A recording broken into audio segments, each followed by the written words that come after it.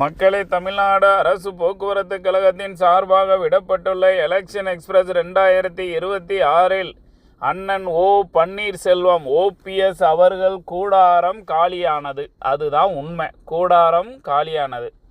அவர்கிட்ட இருந்த வயதான ஒரு மனிதர், அரசியலில் தேர்ச்சி பெற்ற பன்ருட்டி ராமச்சந்திரன் அவர்கள் எம்ஜிஆர் கழகம்னு ஒரு கட்சியை இன்னைக்கு போய் தேர்தல் கமிஷனில் ரிஜிஸ்டர் பண்ண போயிருக்காரு. எப்படி? எம்ஜிஆர் கழகம்னு ஒரு கட்சியை ரிஜிஸ்டர் பண்ண போயிருக்காரு. இப்போ என்ன ஒரு காமெடினா, ஏற்கனவே மும்முனை போட்டி தான் ஓடிக்கிட்டு இருக்குன்னு சொல்லிக்கிட்டு இருக்காங்க. தமிழக வெற்றி கழகம், அதிமுக, திமுக மும்முனை போட்டியிலுமே திமுக அமோக வெற்றி பெற போகுதுன்னு சொல்லிக்கிட்டு இருக்காங்க. இது காணாத குறைக்கு அண்ணன் சீமான் அவர்கள் 234 தொகுதியிலும் தனித்து போட்டியிட போகிறார். 1.